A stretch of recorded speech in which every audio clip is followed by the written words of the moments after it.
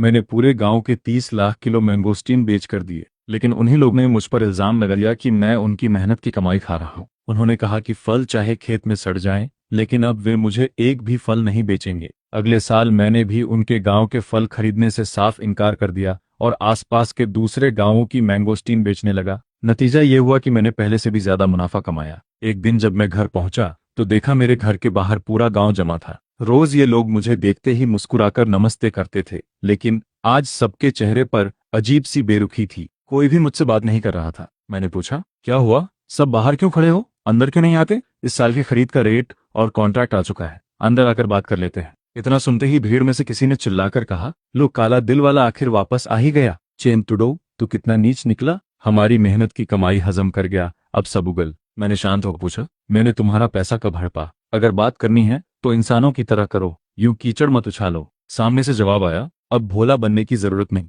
हमसे 5 युआन प्रति जिन के हिसाब से फल खरीदता था और वही फल 79 युआन प्रति डिब्बा बेचता था। तू हमारी मेहनत की कमाई खा रहा था। मैंने गहरी सांस लेते हुए कहा, लगता है किसी ने तुम लोगों को मेरे खिलाफ भड़काया है। इस बात का सच मेरे अलावा सिर्फ 2 लोगों को पता था, मेरे साथ काम करने वाले लियू रुयन और ली गोल्दान। मैंने पूछा, ये बातें तुम लोगों को लियू रुयन ने बताई हैं या ली गोल्दान ने? ये दोनों हमारे गांव के पढ़े लिखे नौजवान थे। कॉलेज से लौटने के बाद इन्हें कोई अच्छी नौकरी नहीं मिली, इसलिए ये घर आकर परिवार के साथ मैंगोस्टीन उगाने लगे। गांव के मुखिया ली फुगुई ने इन्हें मेरे साथ बिक्री का काम सीखने भेजा था। सोचा था कि गांव का कारोबार और आगे बढ़ेगा, लेकिन इन्होंने ही मेरी पीठ में छुरा घोंप दिया। भीड़ फिर चिल्लाई, ये सब छोड़, पहले बता तूने हमारा पैसा खाया या नहीं? मैंने कहा, आज उन दोनों को भी यहाँ बुलाओ, जो कहना है सबके सामने कहेंगे। पीठ पीछे अफवाह फैलाने से बेहतर है कि आमने सामने सच सामने आए। तभी लियू रुयन आगे बढ़ी। किसे अफवाह फैलाने वाला कह रहे हो?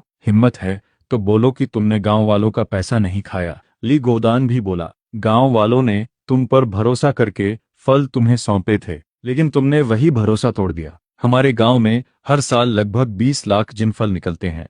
अगर तुम हर जिन पर 10 युआन बाते हो तो साल के 2 करोड़ युआन खा जाते हो। 3 साल में पूरे 6 करोड़ युआन। पूरा गांव दिन रात मेहनत करता है और तुम बिना कुछ किए हर साल करोड़ों कमा लेते हो। उन दोनों ने इतनी चालाकी से बातें की कि पूरे गांव का गुस्सा मेरी तरफ मुड़ गया। अब हर कोई मुझे नफरत भरी नजरों से देख रहा था। मैंने गुस्से में कहा, तुम दोनों अंधे हो क्या? शहर शहर जाकर खरीदारों से डील करना, रिश्ते बनाना, क्या ये सब दिखाई नहीं देता? मैंने हमेशा तुम्हारा साथ दिया और बदले में तुमने मेरी पीठ में छुरा घोंप दिया। लियू रुयन बोली, अगर ऐसा है तो आज सबको बता देते हैं कि तुम खरीदारों से मिलने कैसे जाते थे। हर बार शहर के सबसे महंगे काइशवान होटल में खाना खाते थे। एक बार के खाने का बिल 20 से 30 हजार युआन होता था। एक बोतल माओताई शराब 2,500 युआन की आती है और एक बार में 4-5 बोतलें पी जाते थे। ऊपर से औरतों पर भी पैसा उड़ाते थे। गांव वालों की मेहनत की कमाई यूं ही बर्बाद कर देते थे। उसकी बात खत्म होते ही कई लोग उसकी हाँ में हाँ मिलाने गए। मैंने सबकी तरफ देखकर पूछा, ठीक है, सिर्फ एक सवाल का जवाब दो, क्या मैंने तुम्हें आसपास के सभी गांवों से ज्यादा दाम नहीं दिए? क्या मैंने कभी तुम्हारे साथ धोखा किया? मैं 5 युआन प्रति जिन देता था और फल छोटा हो या बड़ा, जब तक वह खराब न हो, मैं बिना छांटे सब खरीद लेता था। बताओ, आसपास के किस गांव में किसानों को ऐसी सुविधा मिलती है? हर साल जब फलों की तुड़ाई का मौसम आता था तो पूरे गांव में सिर्फ मेरे घर को छोड़कर बाकी सभी किसान चिंता में डूबे रहते थे। तब ली फुगुई और तुम सब मेरे घर आए थे। तुम 10 से ज्यादा लोग मेरे सामने घुटनों के बल बैठ गए थे। तुम लोगों ने कहा था कि अगर मैं मदद करने के लिए तैयार नहीं हुआ तो लोग उठोगे ही नहीं। मेरा इस काम में पड़ने का कोई इरादा नहीं था, लेकिन तुम्हारी जिद के आगे मुझे मानना पड़ा। मैंने आधे महीने तक जगह जगह भागदौड़ की, लोगों को तोहफे दिए, रिश्ते बनाए, तब जाकर बड़ी मुश्किल से एक अस्थायी खरीदार मिला। उसी की वजह से तुम्हारे सारे मैंगोस्टीन बिके। गांव के हर परिवार ने पैसा कमाया। मिट्टी के पुराने घरों की जगह आज पक्के 2-3 मंजिला मकान खड़े हैं। तुम सबकी जिंदगी पहले से कहीं बेहतर हो गई, लेकिन आज तुम लोग ये सब भूल चुके हो। भीड़ में से कोई चिल्लाया,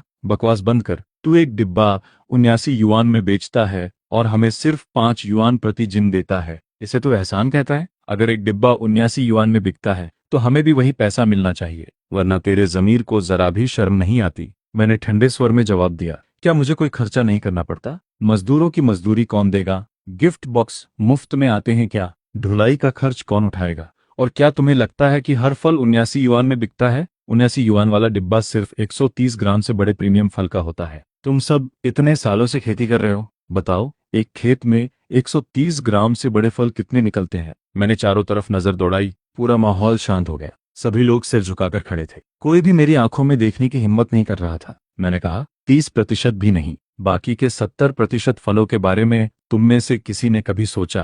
पहले साल जब मैंने तुम्हारे लिए फल बेचे थे तब मुझे पूरे 1,70,000 युआन का नुकसान हुआ था। उस नुकसान की वजह से मेरा परिवार पूरे साल कर्ज में डूबा रहा। बताओ, तुम में से किसने मेरी एक पैसा भी मदद की थी? असल में सब लोग सच जानते थे। 130 ग्राम से बड़े प्रीमियम फल मुश्किल से 30% ही निकलते थे, बाकी सब सामान्य या छोटे फल होते थे। फिर जब तुम लोगों ने मुनाफा देखा तो पूरे गांव ने एक साथ मैंगोस्टीन लगाना शुरू कर दिया। उसके बाद ली फुगुई फिर मेरे पास आया। उसने मुझसे पूरी खरीद बिक्री की जिम्मेदारी लेने की विनती की। मैंने उसे साफ साफ बताया कि पिछली बार मुझे कितना नुकसान हुआ था। तब ली फुगुई ने मुझसे वादा किया था, इस बार जैसे ही फल बिकेंगे पूरे गांव से पैसा इकट्ठा करके तुम्हारा पिछला नुकसान भर देंगे। मुझे लगा कि अब मेरे पास खरीदारों से अच्छे संबंध बन चुके हैं, आगे काम आसान रहेगा, इसलिए मैंने उसकी बात मान ली। लेकिन जब मैं दोबारा तोहफे लेकर उस खरीदार के पास पहुंचा तो पता चला कि उसने ये कारोबार ही छोड़ दिया है। उसके बाद मैंने बड़ी मुश्किल से एक बड़ी चेन सुपरमार्केट के मैनेजर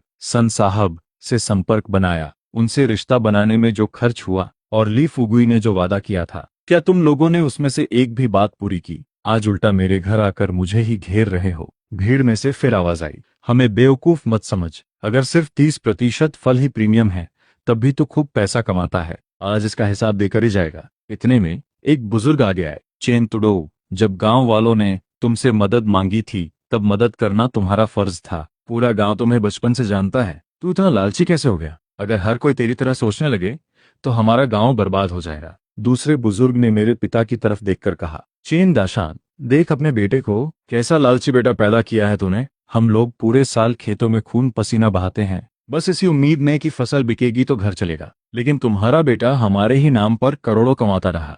तभी कियांग भाई अपने कुछ लोगों के साथ आगे बढ़ा और मुझे घेर लिया। मैंने गुस्से में कहा, अगर कोई बात करनी है तो मुझसे करो, मेरे माँ बाप को बीच में मत घसीटो। फिर मैंने सबकी तरफ देखकर साफ शब्दों में कहा, अगर तुम सबको लगता है कि मैं काला धन कमाता हूँ तो आज से मैं तुम्हारे गांव का एक भी फल नहीं खरीदूंगा, इस साल भी नहीं और आज के बाद कभी नहीं। जिसे बेचना है, जहां बेचना है जाकर बेच दो। मेरी बात सुनते ही पूरा गांव सन्न रह गया। आखिर मैं सबसे ज्यादा दाम देता था और बिना आकार देखे सारे फल खरीद लेता था। अगर मैं खरीदना बंद कर दूं तो इतनी अच्छी कीमत उन्हें और कौन देगा? तभी लियू रुयन आगे बढ़ी और ऊंची आवाज में बोली, मैं खरीदूंगी।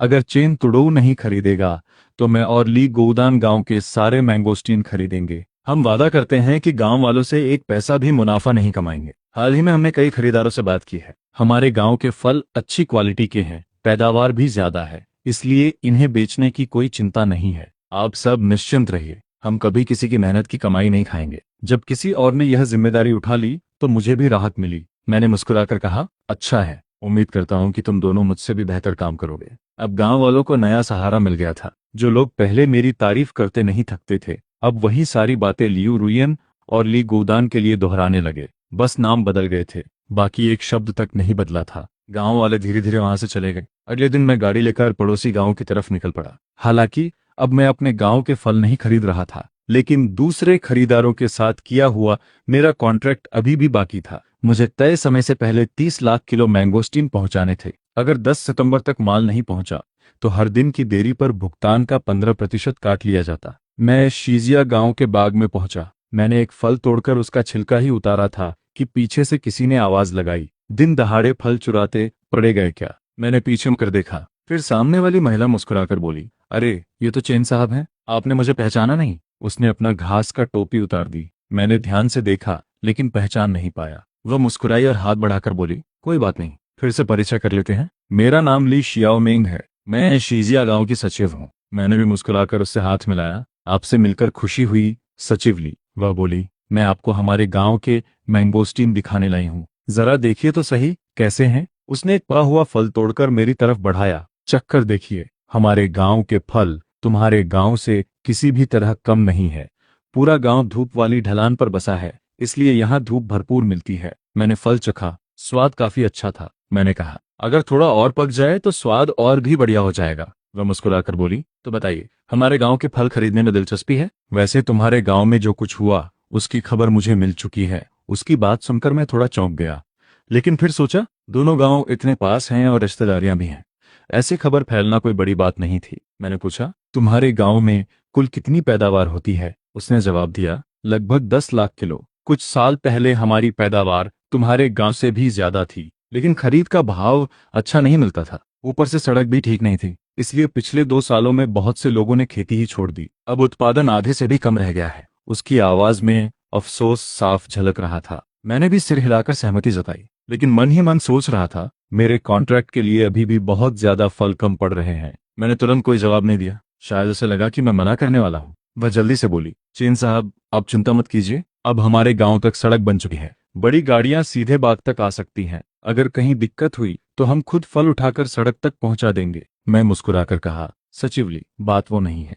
असल में मेरे कॉन्ट्रैक्ट के हिसाब से 10 लाख किलो बहुत कम है। वह तुरंत बोली, उसकी चिंता मत कीजिए, मैं इस गांव की सचिव हूँ, आसपास के सभी गांवों के लोगों को जानती हूँ। अगर आपको और फल चाहिए तो मैं अभी जाकर बात कर सकती हूँ। आपका नाम सुनते ही आसपास के सारे गांव अपने फल आपको ही बेचेंगे। उसकी बात सुनकर मेरे चेहरे पर मुस्कान आ गई। मैंने कहा, ठीक है सचिवली, तुम्हारे गांव के सारे फल मैं खरीदूंगा। अब अपनी शर्तें बता दो। वह मुस्कुराकर बोली, हमारी कोई खास शर्त नहीं है, बस इतना चाहते हैं कि हमारे फल बिक जाएं। हाँ, मैंने सुना है कि आप फल का आकार नहीं देखते और दाम भी ईमानदारी से देते हैं। मैंने साफ शब्दों में कहा, मैं 5 युआन प्रति जिन दूंगा। फल छोटा हो या बड़ा, मैं कोई छटाई नहीं करूंगा। अगर ये मंजूर है तो मैं खरीदूंगा, अगर मंजूर नहीं है तो यही बात खत्म। मैं कोई समाज सेवा नहीं कर रहा। मैं कितना कमाता हूँ यह मेरा मामला है, मैं किसी को सफाई देने वाला नहीं हूँ। ली शियाओमिंग मुस्कुराकर बोली, मैं समझती हूँ, व्यापार में सिर्फ ऊपर से दिखने वाला मुनाफा असली मुनाफा नहीं होता। जरूर बीच में बहुत से खर्चे और रिश्ते निभाने पड़ते होंगे। मैंने सिर हिलाया और कहा, एक बात और, फल पहले शहर ले जाकर जांच करवानी होगी। अगर गुणवत्ता ठीक रही और कीटनाशक की मात्रा तय सीमा के अंदर हुई तभी मैं खरीदूंगा। अगर तुम्हें सुविधा हो तो कल मेरे साथ शहर चलना। सुबह सैंपल जमा कर देंगे, दोपहर करीब 3 बजे रिपोर्ट मिल जाएगी। तो बिना झिझक बोली, कोई समस्या नहीं चेन साहब, कल मिलते हैं। अगली सुबह मैं ली शियाओमिंग को साथ लेकर शहर पहुंचा। करीब 4 घंटे की यात्रा के बाद हम फ्रेश फ्रूट ग्रुप की जांच प्रयोगशाला पहुंच गए। तभी मेरा फोन बजा। चेन तुडो, तुम कहाँ हो? मैंने जवाब दिया, ली सर, मैं अभी टेस्टिंग सेंटर में हूँ। उन्होंने तुरंत कहा, फौरन मेरे ऑफिस में आओ। इतना कहकर उन्होंने फोन कर दिया। ली सर वही व्यक्ति थे जिनके साथ मैंने खरीद का बड़ा कॉन्ट्रैक्ट किया था। अगर उनके साथ कुछ भी गड़बड़ हो जाती तो मेरा भारी नुकसान होना तय था। मैंने ली शियाओमिंग से कहा, सचिवली, आप यहीं रिपोर्ट का ध्यान रखिए, मैं ली सर से मिलकर आता हूँ।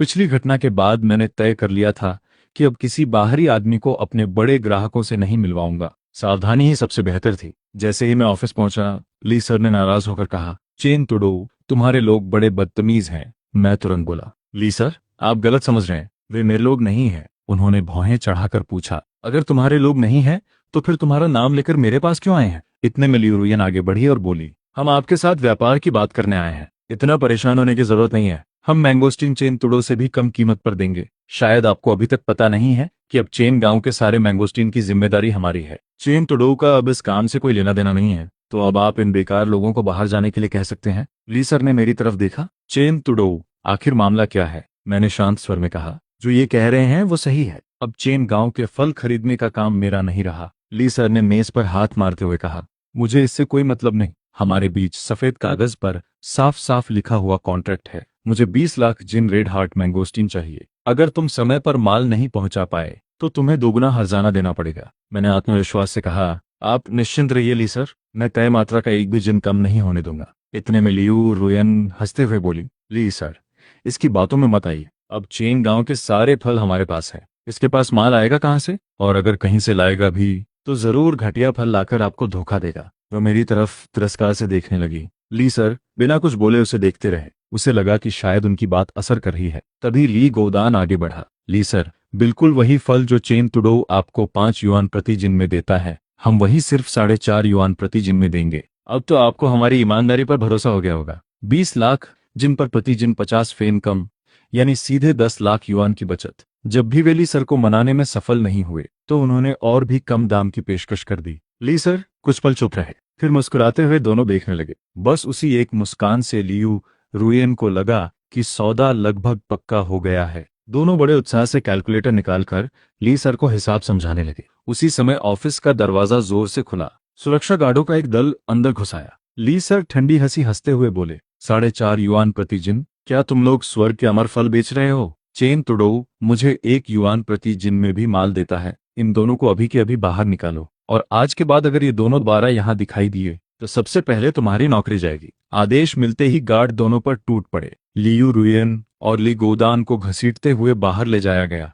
लियू रुयन जाते जाते भी छूटने की कोशिश कर रही थी। उसे जरा भी अंदाजा नहीं था कि ली सर को मैं जो फल देता था वो मेरे चुने हुए छोटे और कम दर्जे के फल होते थे। 130 ग्राम से बड़े प्रीमियम फल मैं हाई एंड मार्केट में बेचता था। बड़े आकार वाले फल सुपरमार्केट में जाते थे, और 80 ग्राम से छोटे सारे फल मैं सिर्फ 1 युआन प्रति जिन के हिसाब से ली सर को बेच देता था। वे उन फलों से जूस बनाते थे। उन्हें फल के आकार से कोई मतलब नहीं था। बाजार में 79 युआन वाला प्रीमियम डिब्बा बेचकर मुझे लगभग कोई मुनाफा नहीं होता था। असल कमाई तो इन छोटे फलों से होती थी। ये बात वे दोनों कभी समझ ही नहीं पाए। यह तमाशा खत्म होने के बाद मैं फिर से टेस्टिंग सेंटर लौट आया। रिपोर्ट दोपहर में आने वाली थी। मैं और ली शियाओमिंग पास ही खाना खाने निकल पड़े। जैसे ही हमारी गाड़ी गेट से बाहर निकली, लियू रुयन और ली गोदान ने बीच सड़क पर आकर हमारी गाड़ी रोक ली। लियू रुयन गुस्से से चिल्लाई, चेन तुड़ो, क्या तुम इंसान भी हो? तुमने ली सर को हमारे गांव के फल खरीदने से मना क्यों किया?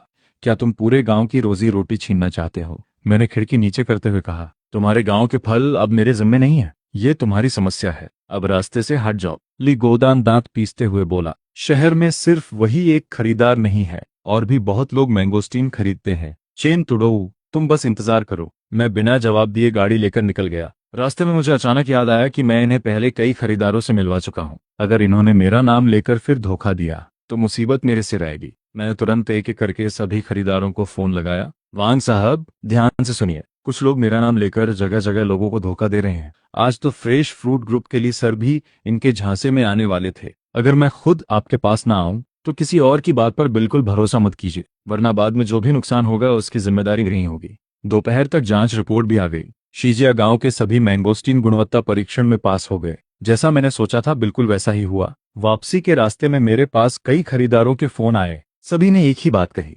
सचमुच कुछ लोग मेरा नाम लेकर उन्हें धोखा देने की कोशिश कर रहे थे। थोड़ी देर बाद मेरी गाड़ी गांव के बाहर पहुंची। दूर से ही मैंने देखा कि एक बार फिर मेरे घर के सामने भीड़ जमा थी। मैंने लगातार हॉर्न बजाया और गाड़ी सीधे भीड़ के बीच ले जाकर रोक दी। भीड़ मुझे देखते ही चिल्लाने लगी, चेन तुड़ो, क्या तुम्हारी इंसानियत मर गई है? तुम दूसरे लोगों को हमारे गांव के फल खरीदने से क्यों रोक रहे हो? पहले हमारी मेहनत की कमाई खा गए, अब किसी और को भी खरीदने नहीं दे रहे।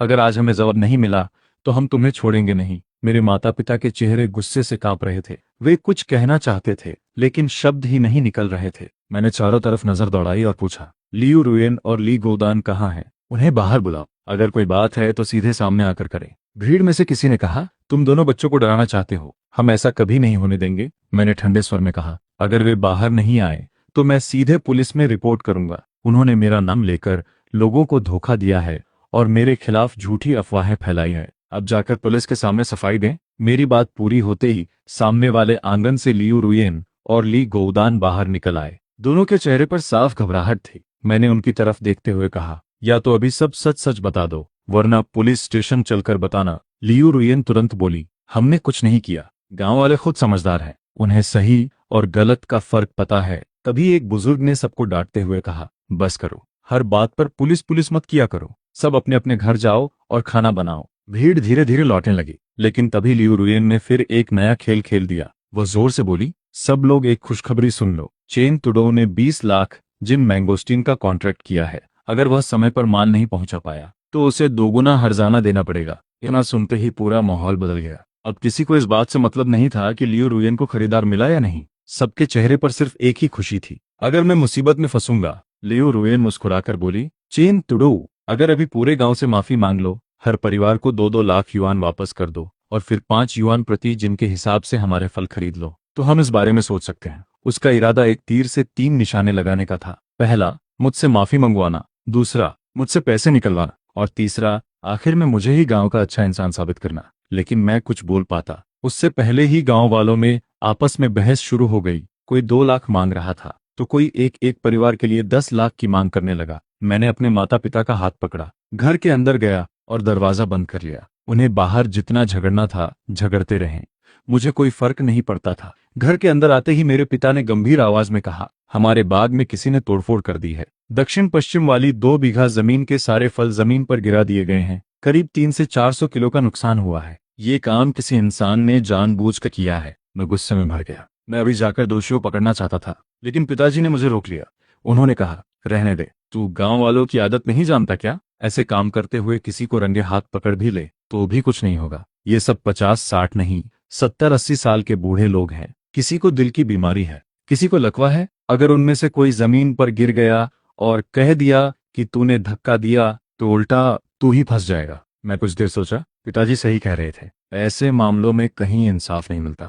आखिर हमने तय किया कि अगले ही दिन अपने बाग के सारे फल तोड़ लिए जाएं। हमारे पास कुल 27 एकड़ का बाग था। मैंने फैसला किया कि ज्यादा से ज्यादा मजदूर बुलाकर एक ही दिन में पूरी फसल उतरवा दूंगा, ताकि बाद में कोई फिर नुकसान न कर सके। अगली सुबह मैंने आसपास के कई गांवों से 50 से ज्यादा मजदूर बुला लिए। शाम करीब 4:30 बजे तक सारे फल तोड़ लिए गए। उसी समय ली शियाओ मेंग मेरे पास मुस्कुराते हुए आई। चेन साहब, एक अच्छी खबर है। आसपास के कई गांवों के किसानों ने हामी भर दी है। वे सब अपने मैंगोस्टीन आपको ही बेचना चाहते हैं। मैंने कहा, उन्हें बता दो 3 दिन बाद तुड़ाई शुरू कर दे। उधर लियू रुयन और ली गोदान अपनी ही चाल में बुरी तरह फंस चुके थे। हर सुबह गांव वाले उनके घर के बाहर इकट्ठा हो जाते और उनसे खरीदार के बारे में पूछते रहते। 3 दिन बाद शीजिया गांव में आधिकारिक रूप से तुड़ाई शुरू हो गई। किसी तरह की गड़बड़ी न हो, इसलिए मैं खुद पूरे समय खेत में मौजूद रहा। मैंने सबको कहा, हम 7 दिनों के अंदर पूरे 10 लाख किलो फल इकट्ठे करने की कोशिश करेंगे। उसी समय ली शियाओमिंग लाउडस्पीकर लेकर लगातार घोषणा कर रही थी,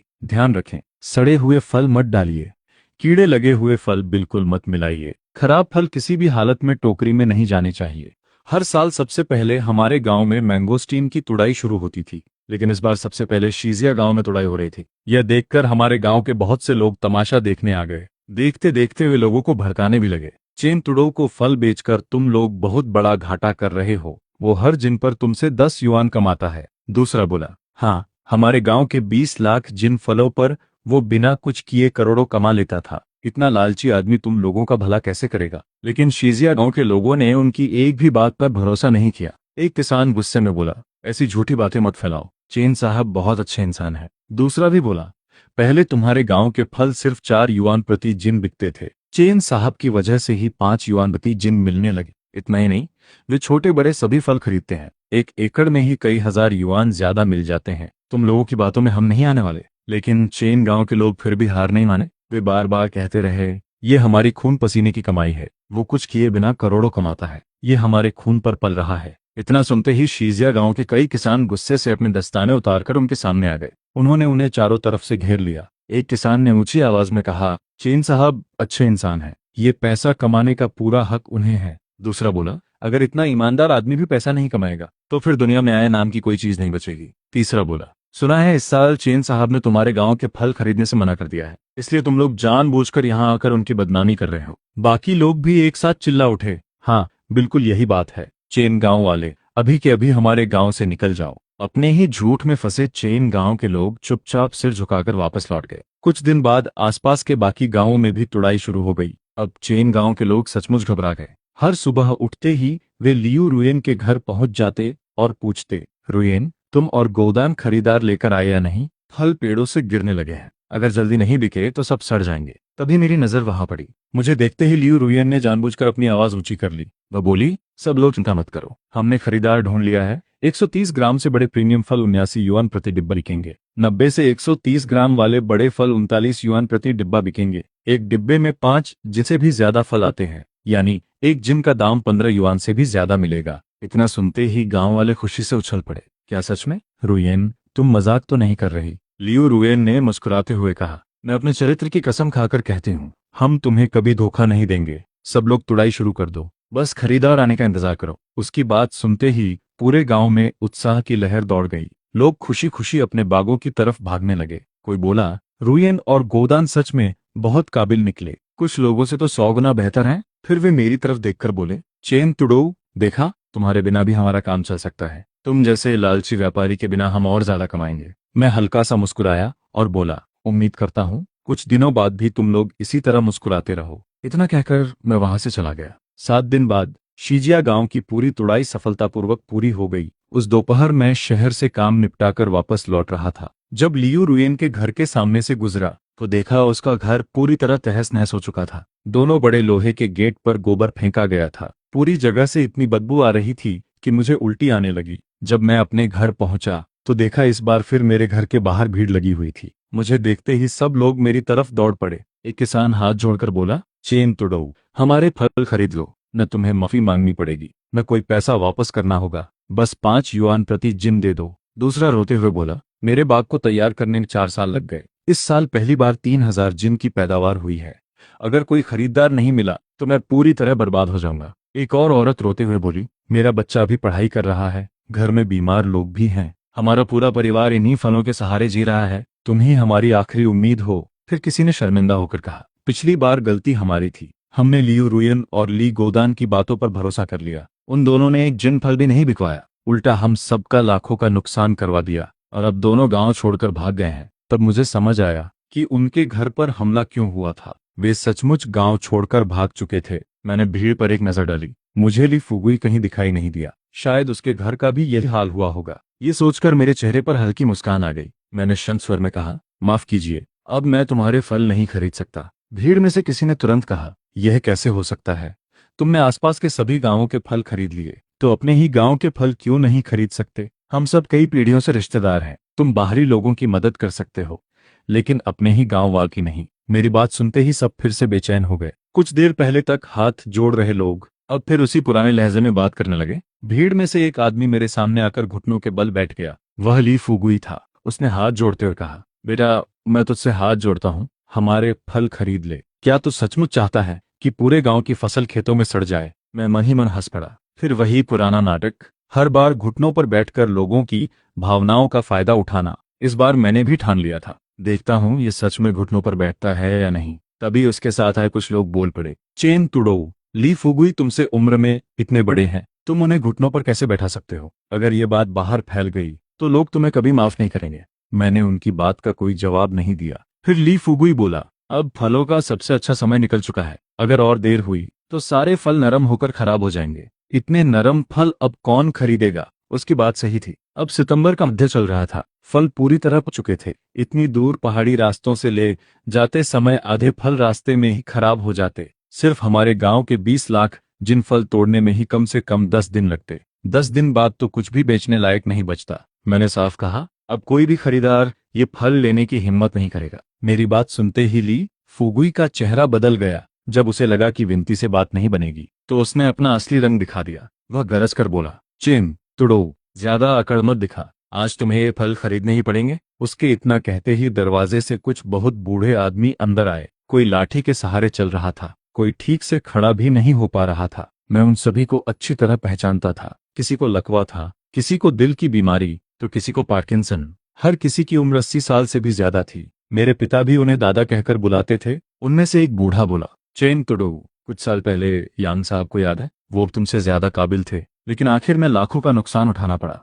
अगर आज हम बूढ़ों में से किसी को तुम्हारे घर कुछ हो गया तो सोच लेना क्या होगा। मैं तुरंत समझ गया, यही फुगुई की असली चाल थी। वह इन बूढ़ों को ढाल बनाकर मुझे मजबूर करना चाहता था। अगर उनमें से किसको कुछ भी हो जाता तो सारी मुसीबत मेरे सिर आ जाती। ली फुगुई बनावटी मुस्कान के साथ बोला, चेन तुड़ो, तुम अभी जवान हो, दुनियादारी नहीं समझते। हम सब एक ही गांव के हैं, बैठकर बात करेंगे तो हर समस्या का हल निकल जाएगा। मैं गांव का मुखिया हूँ, मैं सबकी तरफ से फैसला करता हूँ। इस साल 4 युआन 50 फेन प्रति जिन दे देना, पिछली बार से 50 फेन ज्यादा कमा लेना, इसे ही हमारी तरफ से माफी समझ लेना। मैं उसे साफ मना करने ही वाला था कि तभी बाहर से पुलिस की सायरन सुनाई दी। मेरे पिता घर से बाहर आए। उन्होंने मेरी तरफ देखकर सिर हिलाया। समझ गया, पुलिस उन्होंने ही बुलाई थी। लेकिन ली फुगुई जरा भी नहीं घबराया। वह हंसते हुए बोला, चेन दाशान, तेरे पास कोई सबूत है क्या? अभी बिजली विभाग वाले लाइन ठीक कर रहे थे, पूरा गांव अंधेरे में था, न बिजली थी न इंटरनेट, सीसीटीवी भी बंद पड़े हैं। पुलिस की गाड़ी अब बिल्कुल दरवाजे पर आकर रुक चुकी थी।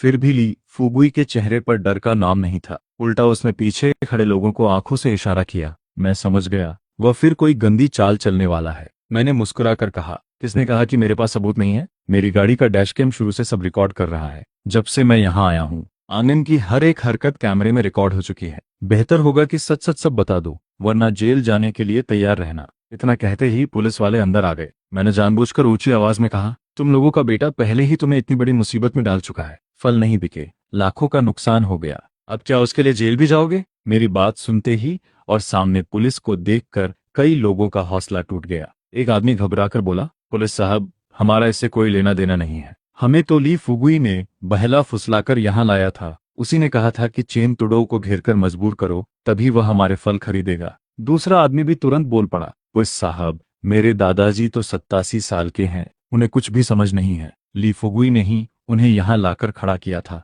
एक और युवक बोला, उसने मेरे पिता से कहा था कि अगर पुलिस आ जाए तो जमीन पर लेटकर बीमार होने का नाटक करना, ताकि चेन तुडो डर जाए और हमारे फल खरीदने पर मजबूर हो जाए। ली फुगुई गुस्से से चिल्लाया, तुम सब बेवकूफ हो, मैं ये सब अपने लिए नहीं कर रहा था, मैं तो तुम सबके भले के लिए कर रहा था। भीड़ में से किसी ने तुरंत जवाब दिया, झूठ बोल रहा है, तू ये सब अपने बेटे ली गोदान के लिए कर रहा था। उसने पूरे गांव को बर्बाद कर दिया और खुद भाग गया। तू चाहता था कि किसी तरह चेन तुडो हमारे फल खरीद ले ताकि तेरा बेटा वापस गांव आ सके।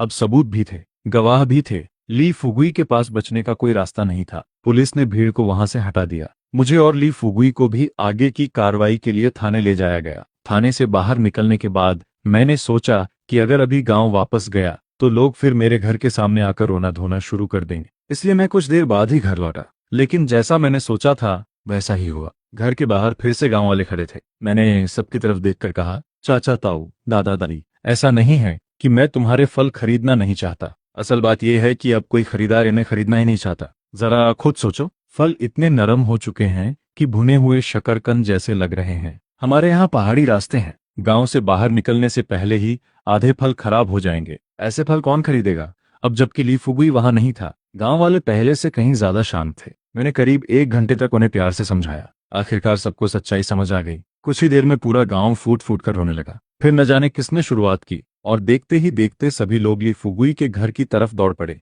उसका 3 मंजिला आलीशान बंगला देखते ही देखते तोड़ दिया गया। लेकिन सबसे बड़ा झटका तब लगा जब तोड़फोड़ के दौरान घर के अंदर एक गुप्त कमरा मिला। उस कमरे में लाखों युआन नकद और सोने की कई ईंटें छिपाकर रखी गई थीं। पुलिस की शुरुआती जांच में लगभग 27 लाख युआन नकद और 6 किलो से ज्यादा सोना बरामद हुआ। पूछताछ में ली फुगुई ने अपना सारा अपराध कबूल कर लिया। उसने बताया कि कई सालों तक गांव के मैंगोस्टीन बेचते समय वह बीच में कमीशन खाता रहा। सबसे बड़ा घोटाला उस साल हुआ था जब खरीदार आधा एडवांस देकर माल लेकर फरार हो गया था। असल में खरीदार ने आधा पैसा पहले ही दे दिया था, लेकिन ली फुगुई ने लालच में वह पैसा गांव वालों को नहीं दिया। वह आखिरी भुगतान आने का इंतजार करता रहा, लेकिन खरीदार माल लेकर भाग गया। लियू रुयन और ली गोदान को मेरे खिलाफ भड़काने वाला भी वही था। उसके साथ वांग चांग्यो भी मिला हुआ था। जिस साल पूरे गांव के लोग ठगे गए थे, उस साल सिर्फ मेरे परिवार को ही पूरे पैसे मिले थे। इसी वजह से गांव वालों ने बाद में मुझे बिक्री की जिम्मेदारी सौंपने का फैसला किया। शुरुआत में ली फुगुई और वांग चांग्यो दोनों इसका विरोध कर रहे थे, लेकिन ज्यादातर गांव वाले मेरे पक्ष में थे।